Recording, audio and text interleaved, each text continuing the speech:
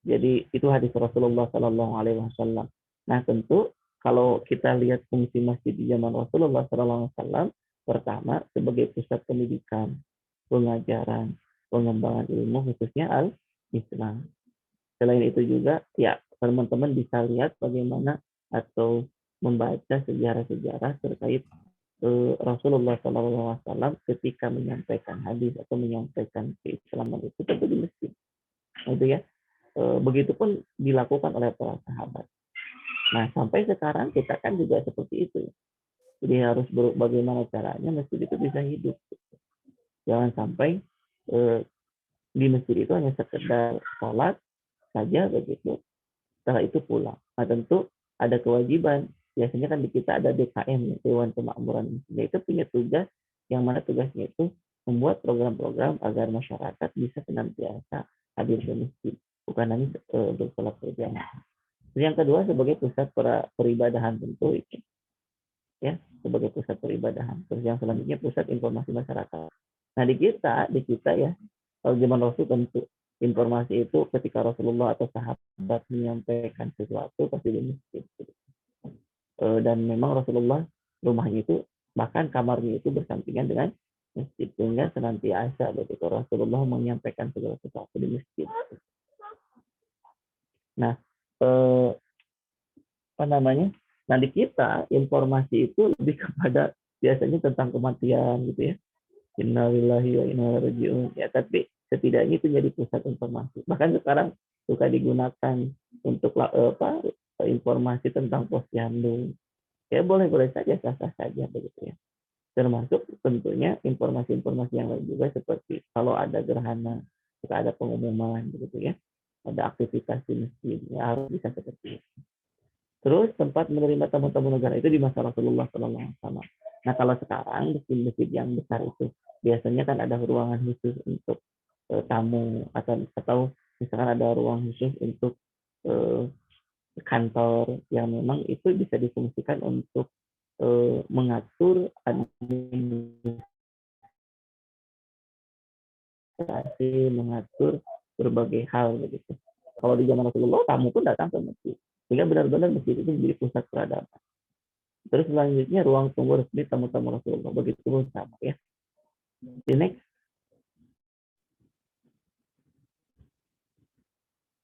Nah, ini ada amalan ahlul masjid ya. Ini ada ayat Al-Qur'annya, teman-teman bisa baca ya. Fi buyuti azinallahu turfa'u wa yuzkaru fiha ismuhu yusabbihu lahu fiha dan seterusnya, yaitu di rumah-rumah yang diberi izin oleh Allah buat tinggal dan disebut namanya. Jadi masjid itu menjadi tempat di mana tentu kita dalam rangka mengingat Allah. Mengingat Allah itu bukan sekedar yang menyebut nama Allah, tapi benar-benar menghadirkan Allah dalam setiap aktivitas. Karena kan gini logikanya, dorongan kita ketika ada di masjid, orang yang beriman tentunya dan orang yang memang memiliki akal sehat, tentu di masjid itu melakukan hal-hal yang positif. Dan di antara ketika kita melakukan hal positif itu, bagaimana kita bisa mengkaitkan hati kita senantiasa bisa diulang gitu ya. Bertasbih kepada Allah Subhanahu wa taala, berzikir kepada Allah Subhanahu wa taala dan kemudian melakukan salat tentu. Nah, ada hal-hal yang memang bisa kita lakukan. Nah, juga terkait tadi ya, bahwa ketika seseorang sudah hatinya terpaut ke masjid, maka dimanapun dia berada, dia merasa dirinya dalam rangka sedang bersujud kepada Allah, dalam rangka dia beribadah kepada Allah.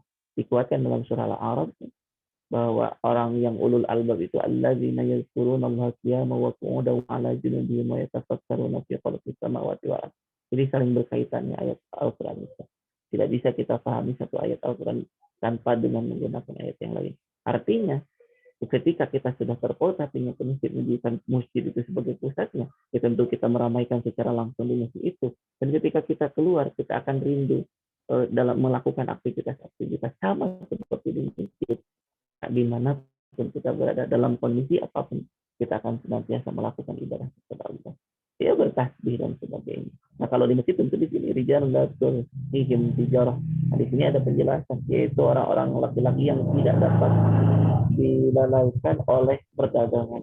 Dengan nanti ada aturan hukum hukum terkait larangan berjual beli di masjid.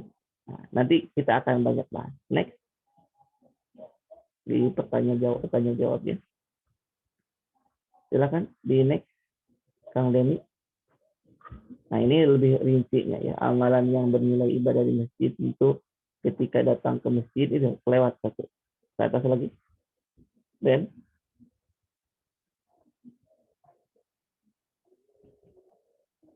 nah, jadi amalan ahlul masjid itu diantaranya adalah wudhu. Jadi artinya ketika kita masuk ke masjid ya ya, ini ada kontak dari ketua PAI. Mohon maaf ya, ini tidak.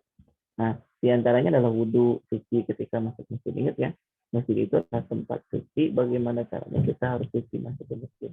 Makanya kan diutamakan ketika kita ke masjid itu harus dalam keadaan wudhu, gitu ya, dianjurkan ya.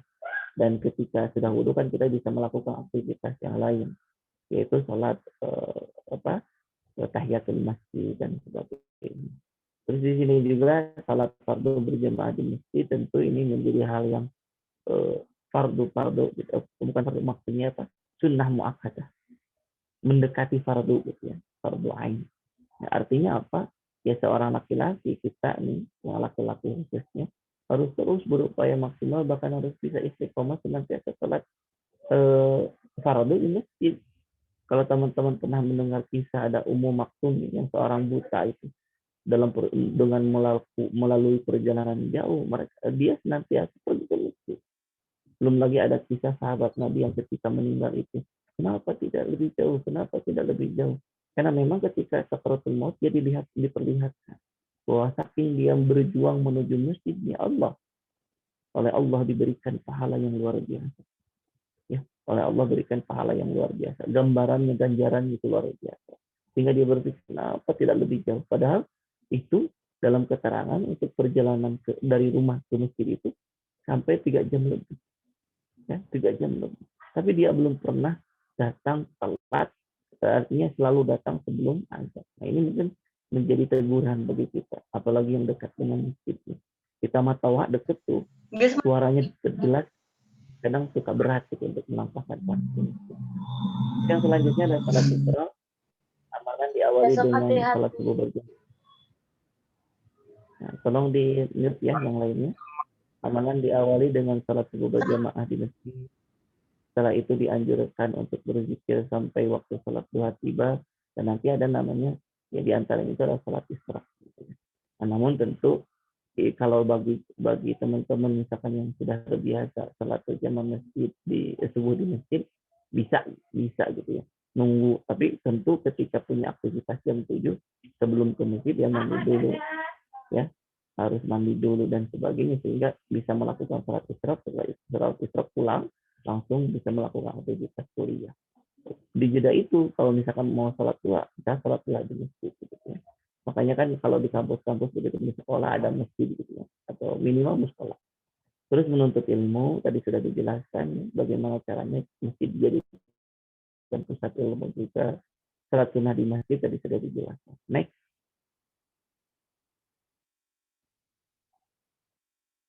Nah, terus yang selanjutnya menghormati dan beradab dalam beraktivitas di dalam masjid. Satu, jadi ikhlas, yang pertama itu ikhlas niat karena Allah. Kita berharap tentu datang ke masjid itu kita mengharapkan ridha Allah SWT. Bukan ingin mendapatkan pujian dari orang lain. Bukan. Ya. Jadi ketika kita hendak mendatangi niatkan benar-benar karena Allah. Sehingga ketika kita melangkahkan kaki ke masjid dalam keterangan, langkah kanan kita itu memberikan pahala. Allah itu memberikan pahala. Dan langkah kiri kita itu menggugurkan dosa yang telah kita lakukan. Terus yang selanjutnya, berpakaian indah. Ini sebagaimana dalam ayat Al-Quran ini, bahwa kita itu diperintahkan oleh Allah untuk senantiasa menggunakan pakaian terbaik, indah, setiap memasuki masjid. Bukan berarti salah ya, kalau memang dalam kondisi mendesak, misalkan Anda setelah olahraga karena atau setelah atau sebelum olahraga ada waktu Anda bisa mau sholat misalkan. Yang terpenting adalah tentu menutup aurat dan posisikan kita akan menghadap kepada Allah, sehingga berikan yang terbaik. Terus yang selanjutnya berjalan dengan sopan dan tenang. Nah, tentu kalau hal ini ketika di masjid begitu banyak orang yang melakukan aktivitas ibadah, kita jangan berusaha. Bahkan ketika telat berjamaah pun jangan lari-lari. Rasul melarang itu. Jadi datang seperti biasanya saja, berjalan seperti biasanya gitu ya. Agar nantinya dalam melakukan ibadah sholatnya pun akan tenang begitu ya. Terus selanjutnya berdoa ketika masuk masjid. Nah, teman-teman mudah-mudahan sudah hafal doanya. Ada yang hafal doanya di sini? Nanti saya tes ya. Dan ketika kita masuk masjid itu ada doanya. Coba saya ingin cek MC. Mana MC-nya? Apa doa masuk masjid? Mana MC-nya? Kemana MC-nya?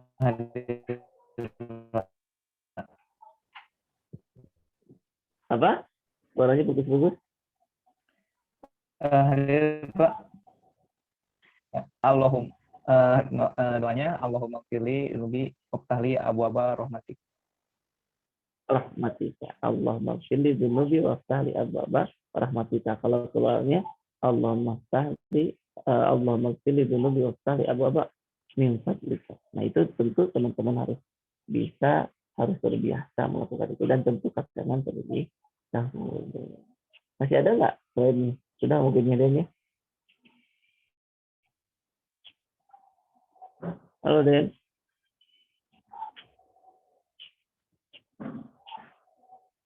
Salat tahiyatul masjid begitu ya, adabnya dan seterusnya. Baik, itu saja mungkin presentasi Bapak yang singkat. Harapannya nanti ada banyak pertanyaan dari ya, bisa kan teman-teman bisa cari, bisa searching begitu ya. Tapi yang terpenting bukan hanya sekedar mencari, paham lalu aman. Mangga, Kang Deni, silakan dipimpin untuk diskusi. Alhamdulillah. Terima kasih. Alhamdulillah, terima kasih kepada Bapak Romli yang telah menyampaikan materinya dengan luar biasa. Selanjutnya kita masuk pada sesi diskusi. Silahkan pada peserta yang ingin bertanya, persilakan untuk mengaktifkan mikrofonnya dan menyampaikan pertanyaannya dengan format NIM, nama, prodi, serta langsung disampaikan pertanyaannya. Adapun jika silakan, apakah ada yang ingin bertanya?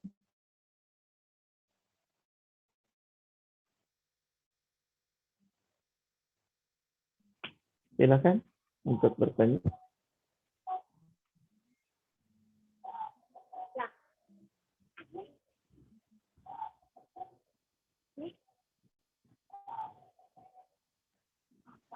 Silakan. Apakah ada yang ingin bertanya mengenai izin bertanya?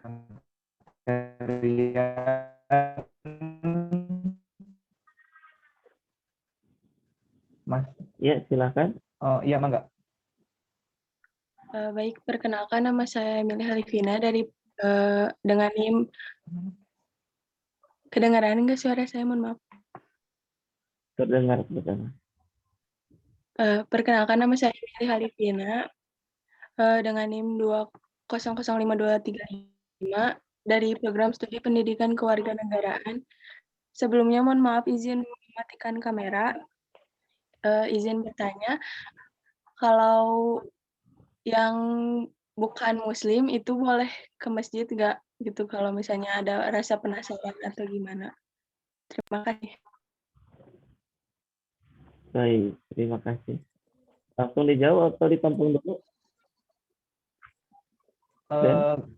Gimana Bapak aja, Pak?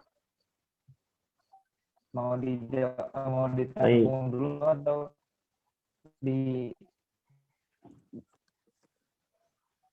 langsung dijawab saja mungkin ya, nanti supaya bisa yang lainnya juga bisa ada waktu untuk mempersiapkan pertanyaan.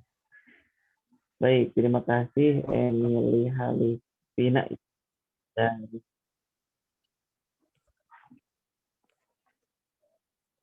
suara saya jelas tidak? Jelas, Pak. Jelas Baik. Bapak. Jelas. Jadi barusan ada suara saya terulang gitu.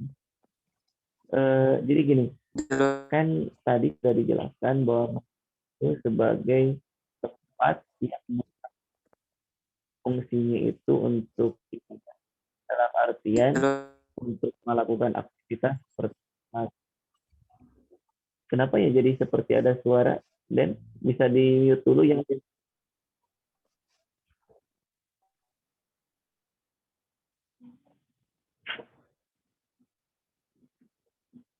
cek halo jelas suara saya Mohon Jelas, maaf Bapak. Pak. Sepertinya tidak Jelas, ya? ada yang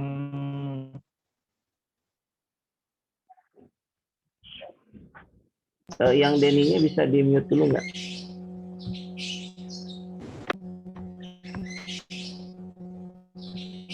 Jadi kedengaran ke sayanya suara saya jadi berulang gitu. Baik, sudah jelas semuanya?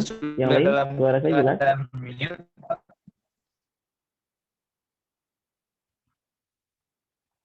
Octavia, suara saya jelas? Octavia ya. Jelas, Pak. Baik. Jadi menjawab pertanyaan dari Emily tadi bahwa kan salah satu fungsi adalah untuk beribadah. Tentu kalau beribadah itu bagi orang-orang Muslim, yaitu melaksanakan sholat, aktivitas yang lainnya. Nah, namun di penjelasan tadi juga Rasulullah senantiasa menjadikan masjid sebagai tempat untuk datangnya tamu.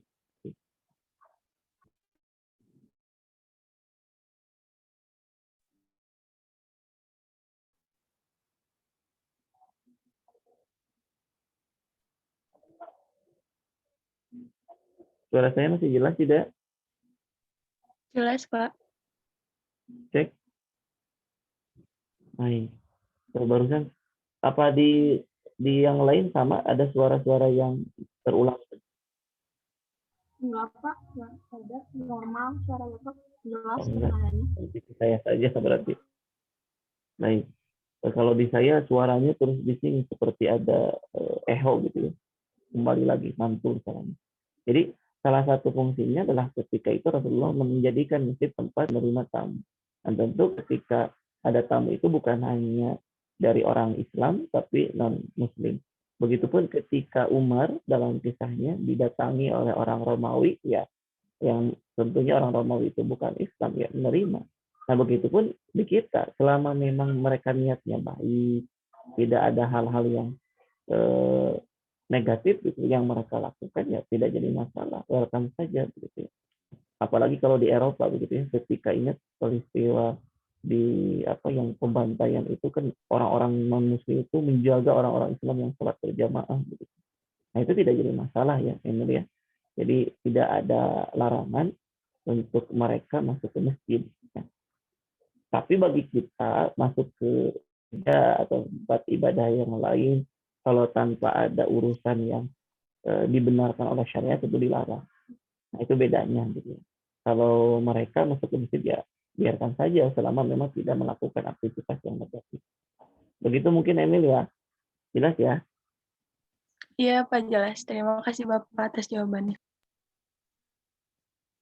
Nah, ada lagi yang lain yang ingin bertanya? Ya, silakan. Mau pakai ini?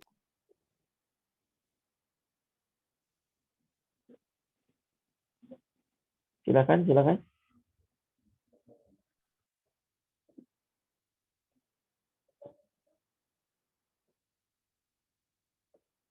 Halo? Oh, ini udah ada Silakan dari tadi yang ingin dulu. bertanya. Izin membacakan ya Pak pertanyaannya Pak. Pertanyaan dari Wirdan Muhammad, jurusan PKN.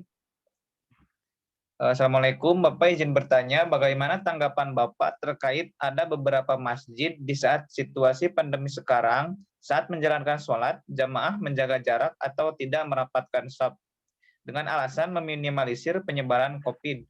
Namun di luar sholat ataupun sebelum sholat dimulai ataupun saat pengajian, jamaah tidak menjaga jarak, bahkan salaman bersentuhan fisik seperti biasa. Apakah ini sebuah kedoliman dalam sholat? Karena ketika sholat seolah ditekankan untuk menjaga jarak, namun di luar sholat menjaga jarak dan pencegahan lainnya tidak terlalu ditekankan. Terima kasih, Pak. Baik, ini kan masuk karena ijtihadi, karena masalahnya masalah yang tergolong baru kita alami begitu ya. Dan itu dibenarkan oleh para ulama terkait menjaga jarak dalam sholat ya. Karena memang yang jadi masalah konsistensinya, seolah-olah kenapa hari sholat jaga jarak, hari yang lain tidak jaga jarak ya. Kalau di masjid dekat saya nggak jaga jarak sih, karena memang mereka sudah yakin sama-sama begitu ya, karena tidak akan ada penularan. Tapi balik lagi ke tadi, Islam itu bukan hanya mengajarkan praktek dalam tataran ibadah ritual saja, semacam sholat berjamaah dan yang lainnya. Tapi Islam juga menjadi pedoman atau memberikan pemahaman kepada kita juga untuk bagaimana kita bisa berinteraksi secara sosial, tentu mengikuti perkembangan zaman. Rasulullah menyampaikan, jadi antum a'lamu bi umuri dunyakum. Nah, ketika masalah yang sekarang kita baru hadapi, yaitu pandemi ini, sehingga mengharuskan banyak penyesuaian termasuk dalam sholat berjamaah, saya kira tentu dalam hal sholat berjamaahnya itu adalah tidak bisa kita katakan salah. Dan tentu itu sudah menjadi, atau kalau kita ngejar kepada maqasid syariah, tujuan diturunkannya syariah, itu sudah sesuai. Bahkan di zaman Rasulullah tidak dicontohkan begitu, karena sekali lagi tidak ini maksudnya karena ijtihadi. Artinya muncul pendapat-pendapat yang pendapat itu tentu mengejarnya kepada kemaslahatan umat. Memang yang jadi masalah, kenapa gitu ya? Pas sholat jaga jarak, tapi ketika pengajian malah tidak jaga jarak. Nah, ini bukan salah dari aturan yang tadi jaga jaraknya ya dalam sholat, tapi orang-orang yang mengikuti atau melakukan itu. Artinya tidak benar-benar konsisten, tidak benar-benar komitmen kalau memang ingin mencegah penyebaran wabah, bukan hanya sekedar di sholat. Justru sholat menjadi pelatihan bagi kita. Bayangkan coba, harusnya kan dorongan dalam diri itu gini, sholat saja yang wajib kita jaga jarak, masa sih yang nggak wajib dalam tanda petik ya, yang memang aktivitas biasa kita tidak jaga jarak, kan itu jadi lucu begitu. Ya, apakah itu bentuk kezaliman dalam ibadah? Zalimnya itu lebih kepada individu. Kalau untuk sholat tadi dijaga jarak, menurut saya sesuai dengan pendapat atau fatwa para MUI itu tidak jadi masalah, tidak jadi masalah. Tapi yang jadi masalah adalah orang-orang yang melakukan kebalikan dari apa yang dia lakukan di sholat itu. Harusnya kan bisa menyesuaikan. Ya, seperti itu mungkin ya. Siapa Wirdan ya, pertanyaan dari Wirdan tadi itu. Jadi memang lucu gitu negeri ini. Ketika sholat harus diatur sedemikian rupa, tapi pas melakukan aktivitas lain kita mah tidak. Jadi ada inkonsistennya di situ. Jadi harusnya dua-duanya dilakukan. Ketika sholat itu benar-benar kita bisa meminimalisir juga. Nih itu Ami. Nah, mohon maaf. Bisa meminimalisir juga begitu. Begitupun ketika setelah sholat. Harusnya sekali lagi kita bisa melakukan hal yang sama. Kalau tadi bahasanya sekali lagi kezaliman dalam sholat, zalimnya kepada diri sendiri menurut saya. Sholat tidak pernah terzalimi, kita yang salah mungkin dalam praktek sholatnya. Nah, jadi ke depannya kalau teman-teman melihat seperti itu ya tegur dengan cara yang baik. Dan kalau teman-teman yang membuat kegiatan itu ya harus sesuaikan, menggunakan protokol kesehatan dan yang lainnya. Nah, kalau misalkan mau supaya tidak terlalu jaraknya terlalu lebar, atur juga pastikan gitu ya, yang datang ke masjid itu mereka yang orang-orang yang sehat gitu. Nggak jadi masalah. Sehingga memang selalu ada upaya, dan salah satu upayanya, salah satu cara kita mencegah penyebaran wabah adalah dengan seperti itu. Ya, jadi ini jadi teguran juga buat kita masyarakat yang senantiasa abai gitu dalam hal ini. Tidak adanya konsisten dalam melakukan upaya-upaya untuk memberikan kebaikan untuk sesama. Artinya menghindarkan diri dari kezaliman. Begitu mungkin ya. Siapa Wirdan? Mudah-mudahan kita bisa mengedukasi masyarakat. Kalaupun misalkan ada masjid yang tidak memberlakukan itu gimana? Ya harusnya ada antisipasi juga. Selalu harus ada ikhtiar. Jangan hanya sekedar pasrah yakin tanpa ada ikhtiar. Begitu. Nah, selanjutnya ada pertanyaan dari Rizky. Atau mau yang di on mic dulu, Kang Denny? Mungkin yang di on mic dulu tadi sepertinya sudah lebih dahulu. Silakan yang di on mic dulu. Tadi ada memberi kesempatan. Ahmad ya.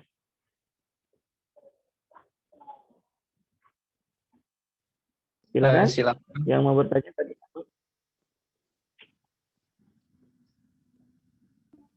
Izin bertanya, Pak. Ya, silakan. Perkenalkan, nama saya Oktavia Tridaryati dengan NIM 2000806 dari kelas PKNK. Izin bertanya, Pak, kan sebelumnya tuh saya pernah lihat teman saya gitu kan, dia udah wudhu, terus mau sholat, tapi makan dulu kayak makan nasi kayak gitu-gitu, kayak makan besar. Nah, saya kan kaget gitu ngeliatnya, kayak baru pertama kali lihat gitu. Kok udah wudhu tapi makan, nah itu tuh membatalkan wudhu atau enggak sih, Pak? Baik, dalam fikih, kalaupun makan itu tidak membatalkan wudhu, kecuali kalau dalam keterangan itu memakan daging, ya. Daging unta kalau di masa Rasulullah menyarankan atau merintahkan untuk wudhu kembali gitu. Tapi kalau makanan selain itu boleh-boleh saja. Nah, ada orang yang mengkiaskan, jadi menganjurkan Rasulullah mau wudhu lagi kalau sudah makan daging unta. Bahkan artinya Rasul senantiasa terbiasa ketika sudah makan daging unta, ketika dalam kondisi wudhu lagi. Nah, selain itu bagaimana ya kalau selain itu tidak membatalkan wudhu begitu ya. Nah, ada ulama yang mengkiaskan kepada daging unta, daging yang lain. Kalau daging unta itu ya daging merah ya, seperti daging sapi. Nah, kalau kita mau menggunakan menelisik itu, apa tujuannya Pak harus wudhu lagi sedangkan makan yang lain tidak, gitu ya? Karena memang kalau daging itu kan bisa nyelap ya di gigi itu, sehingga nanti ketika dalam melakukan sholat khawatirnya malah mengganggu sholat. Makanya bagusnya selain itu gitu ya, ketika makan wudhu terus makan mau sholat kumur-kumur dulu, kumur-kumur dulu. Jadi kalau masalah makan tidak membatalkan wudhu gitu ya. Gitu ya Octavia ya, jadi nggak jadi masalah. Tapi sekali lagi kan kalau di adat Indonesia itu biasa ya kalau sudah pengajian makan bareng sebelum isya itu. Nah, itu nggak jadi salah selama memang tetap menjaga kebersihan masjid, terus tidak menjadikan kita lalai terhadap waktu sholat gitu ya. Dan tentu ketika sholat pun kita bisa mengantisipasi atau menjaga bagaimana kita bisa melakukan ibadah salat itu dengan maksimal, di antaranya tadi dengan berkumur dulu dan sebagainya ya. Begitu Octavia. Jadi kalau dalam fikih Islam itu kan ada beberapa yang membatalkan wudhu itu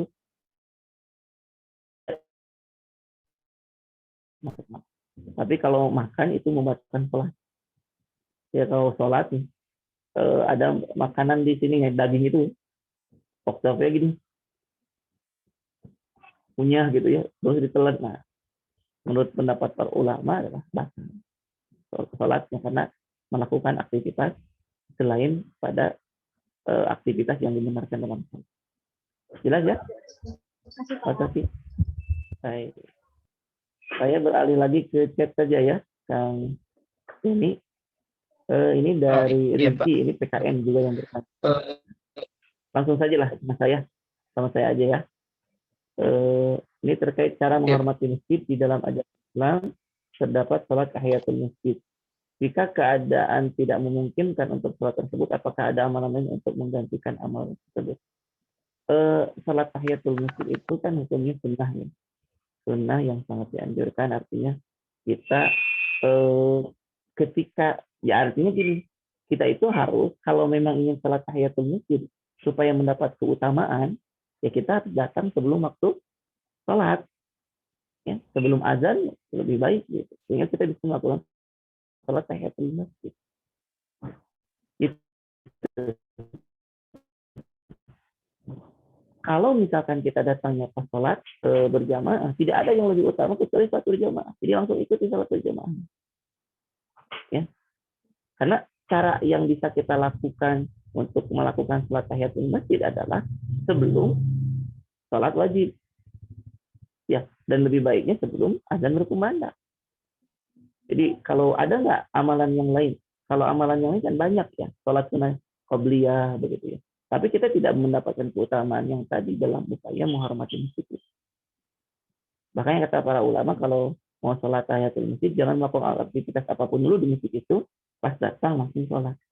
Tentu dalam keadaan wudhu ya, sedang berwudhu. Jadi terus selanjutnya kalau misalkan pertanyaannya ada amalan pengganti, yakini amalan apapun selama itu kita lakukan karena Allah dan dilakukan di masjid Allah, misalkan setelah itu jadi amalan yang utama juga, ya bukan amalan pengganti tapi amalan yang utama juga. Karena kalau untuk mengganti tahiyatul masjid kan, kalau tahiyatul masjid fungsinya adalah untuk menghormati masjid dan itu adalah menjadi sunnah. Itu ya untuk saudara Rizky Rinaldi. Jadi mudah-mudahan ya kita bisa dawam. Kalau kita kan datangnya pas azan berkumandang baru juga ada, pas komat baru juga komat, ya baru juga rakaat pertama ini 12 ya salat berjamaah. Nah, mudah-mudahan saya juga minta doa bisa istiqomah begitu. Kalau bisa mah datang tuh sebelum azan. Kalau kita ingin bisa tenang gitu. Dan kalau datang sebelum azan kita bisa sholat tahiyatul masjid. Kalau azan berkumandang kita sholat qobliyah kalau ada ya. Kalau asar kan maaf. Kalau yang di termasuk sholat pendamping sholat itu ya. Itu kan ada qobliyah subuh, qobliyah zuhur, ba'diyah zuhur, qobliyah asar, qobliyah ba'da maghrib, ba'da isya. Kalau qobliyah sebelumnya itu adalah lebih kepada sunnah ghairu mu'akkad. Begitu mungkin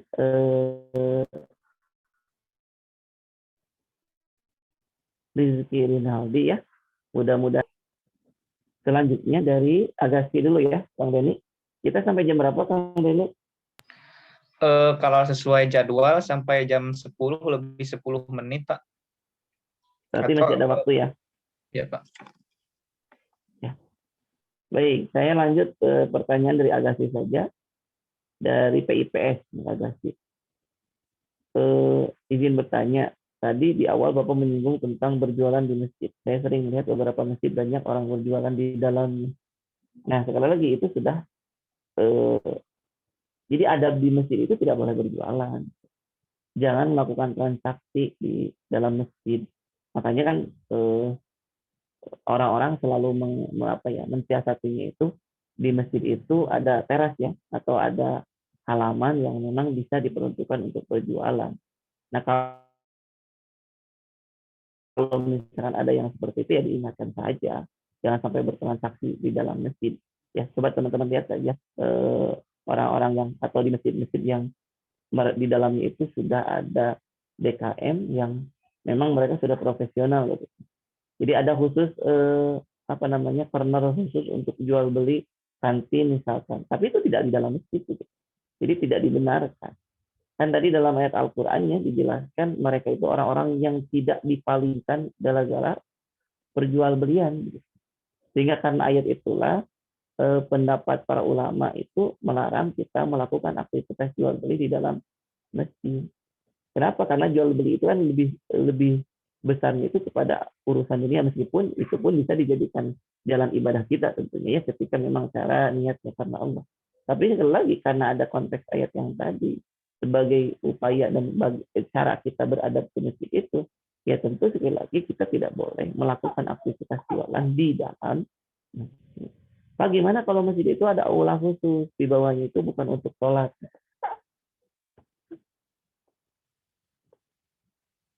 Ya, gimana misalkan ada ruangan khusus di bawah, ada aula untuk acara pernikahan di situ, dan itu mah berarti bukan untuk sholat. Tapi bisa jadi itu bisa difungsikan sholat kalau untuk mendesak. Tapi yang dimaksud di dalam masjid itu ya memang tempat atau area yang khusus, secara khusus itu digunakan untuk beribadah, itu sholat. Jadi kalau melihat seperti itu silakan diingatkan saja dengan cara yang baik ya, agar ya kita jangan langsung menegur, kamu melakukan perbuatan yang berdosa, jangan begitu. Dengan cara yang baik, insya Allah itu bisa memberikan pemahaman yang terbaik juga, dan mereka pun insya Allah akan berubah. Makin bertambah nih pertanyaannya kali ini.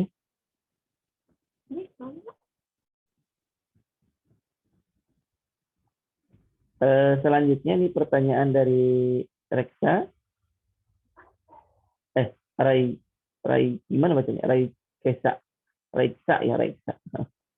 Izin bertanya Pak, bagaimana tanggapan Bapak tentang salah satu aliran Islam yang mengepel lantai bekas salat? Nah ini kita sudah jadi rahasia bersama ya.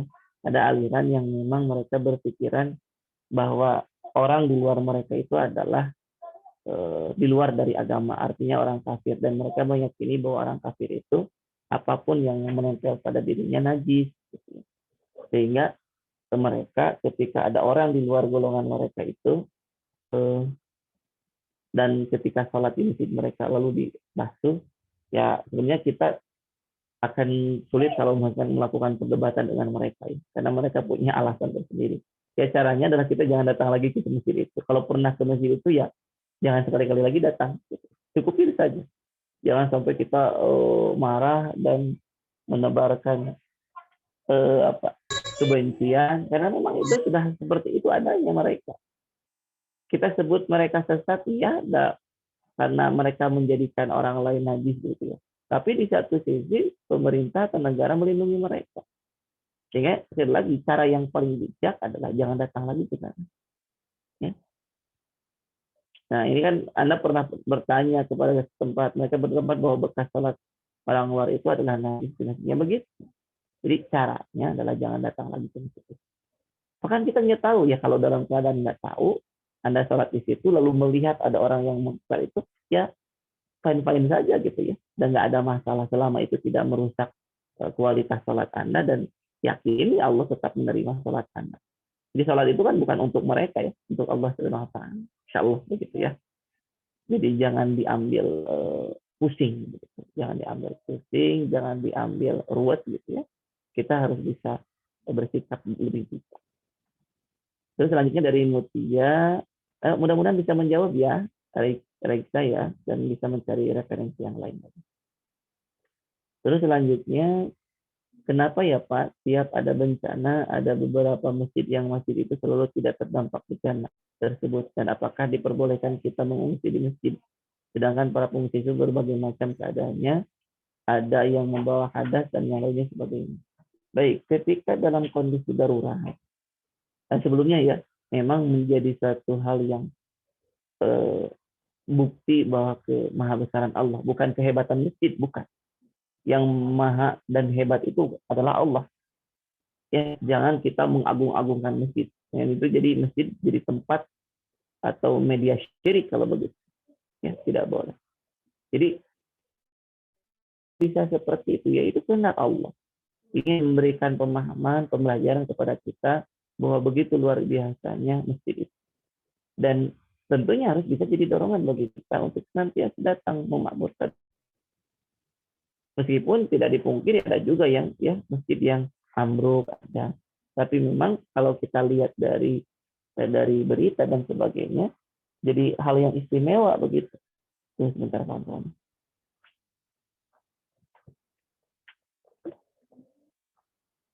Jadi hal yang istimewa begitu masjid itu, dan keistimewaan masjid itu sebenarnya bisa kita rasakan juga ya, yang kecil itu ketika udara panas di luar, kalau masuk masjid itu sejuk begitu. Tapi anggerwe kenapa ya kita nggak suka lama-lama di masjid? Kalau lama-lama di masjid paling tidur gitu. Nah, tapi mudah-mudahan kita atau teman-teman tidak. Jadi seperti itu. Jadi itu bukan kehebatan masjidnya, tapi memang itu Allah menunjukkan kuasanya agar kita mau belajar, mau memahami, dan tentunya akhirnya bisa memakmurkan masjid. Itu di antara hikmahnya. Terus kalau misalkan dalam kondisi bencana gimana? Ya kalau dalam kondisi darurat, ya. Masjid sekali lagi memiliki fungsi yang tidak hanya sekedar aktivitas ibadah saja, lebih dari itu. Tapi di area yang luas, misalkan ada halamannya, yang lebih baik tenda-tenda yang dipas. Gitu. Terus kalau misalkan ada selasar lah yang digunakan. Tapi kalau misalkan untuk tidur dan yang lainnya, boleh. Tapi berusaha sampai artinya pihak DKM atau pihak penanggulangi bencana itu bisa lebih menghormati masjid juga. Seperti misalkan pastikan tidak ada orang yang dalam kondisi kotor masuk ke masjid gitu ya. Terus juga kalau misal ada najis di pakaiannya bisa dibuka dulu dan sebagainya, itu bisa diupayakan. Jadi dalam kondisi tetap kita harus melakukan hak-hak kita terhadap siapapun, kita kepada dimanapun, gitu. Termasuk di dalam masjid. Tapi sekali lagi, dalam kondisi darurat ya tidak masalah. Selama kita bisa mengkondisi. Itu mungkin ya yang bisa Bapak sampaikan. Kecuali kalau ada pertanyaan lagi, masih ada 8 menit lagi. Iya Pak. Jen, masih boleh bertanya atau tidak? Silakan berhubung, masih ada waktu sekitar 8 menit lagi bagi peserta yang ingin bertanya dan masih penasaran gitu tentang mengenai pematerian pada kuliah 2 kali ini, silakan bisa disampaikan pertanyaannya. Izin bertanya. Ada? Silakan. Silakan. Sebelumnya terima kasih.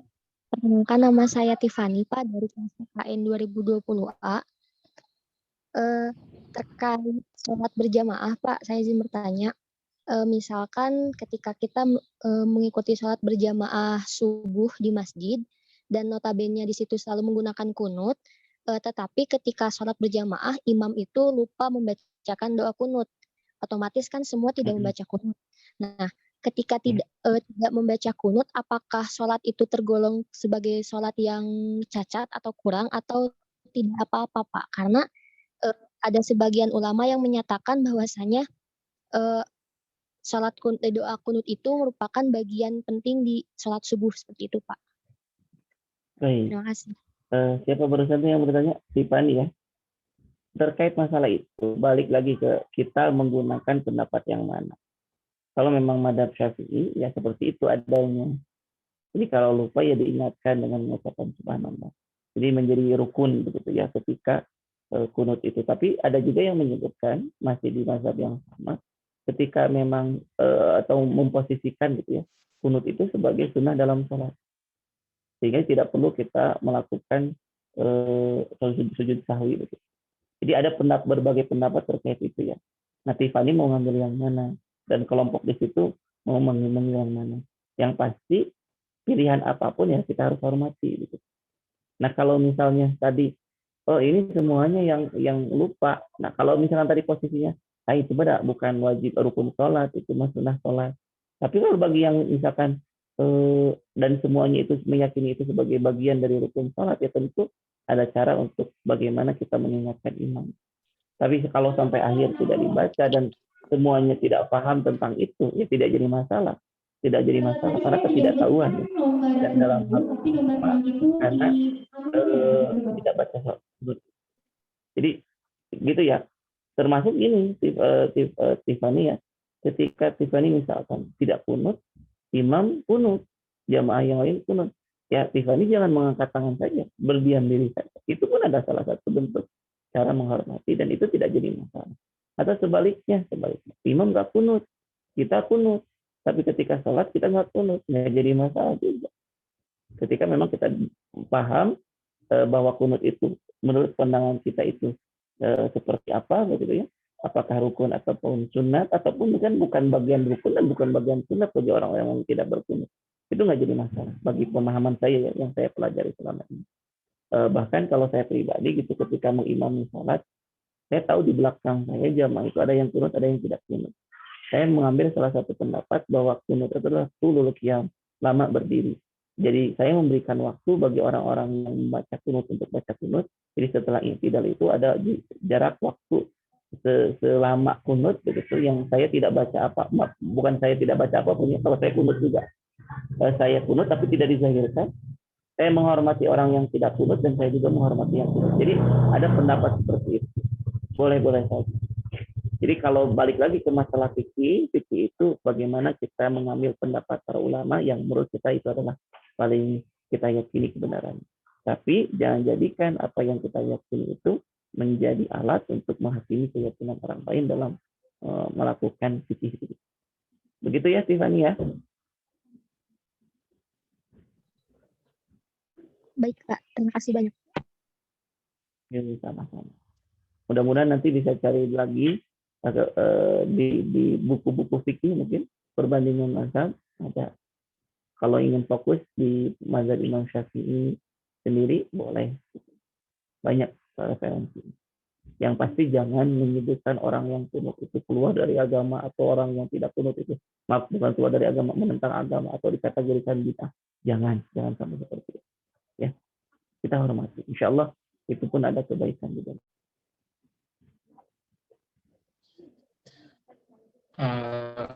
Alhamdulillah, terima kasih. Mungkin pertanyaan ya. Cukupkan saja ya Pak. Abdullah, Bapak terima mungkin kasih. Tutup dulu ya Den. Ya Kalau Bapak, Bapak serahkan ke Den. Baik, kenapa ya Bapak, saya ingin menyampaikan kenapa memang dalam pembahasan tutorial ini ada pembahasan memakmurkan masjid. Karena sejatinya memang kegiatan tutorial itu adalah dalam rangka memakmurkan masjid. Ya, teman-teman dibiasakan kalau dalam keadaan nuri itu melakukan banyak aktivitas di masjid. Kalau teman-teman nanti juga sudah ke UPI, saya doakan ya, kita berdoa bersama mudah-mudahan pandemi ini segera berakhir. Banyak tuh kawan-kawan yang lain termasuk Denny itu biasanya. Kalau pernah juga ke kampus tuh, selasar-selasarnya itu ada casan, ada yang lain. Sehingga kita digunakan untuk aktivitas belajar bersama dan yang lain. Nah, tutorial diantaranya tujuannya adalah untuk memakmurkan masjid. Sehingga nanti ketika teman-teman lulus di UPI, jadi kebiasaan teman-teman dalam memakmurkan masjid bisa terus teman-teman lakukan dimanapun teman-teman nanti berada. Dan tentu sekali lagi bukan hanya karena tutorial teman-teman bisa memakmurkan masjid, tapi dengan apa yang tadi disampaikan pun begitu pun nanti teman-teman mencari ilmu terkait itu, terkait memakmurkan masjid, insya Allah teman-teman semuanya jadi ahlul masjid yang tentunya oleh Allah diberikan berbagai kebaikan, bukan hanya di dunia maupun di akhirat. Itu saja mungkin yang bisa Bapak sampaikan. Mohon maaf apabila ada kekurangan dan kesalahan, dan kalaupun ada yang benar itu dari Allah, kesalahan dari Bapak sendiri. Terima kasih. Bila taufiq hidayah. Wassalamualaikum warahmatullahi wabarakatuh. Terima kasih, Kang Dodi.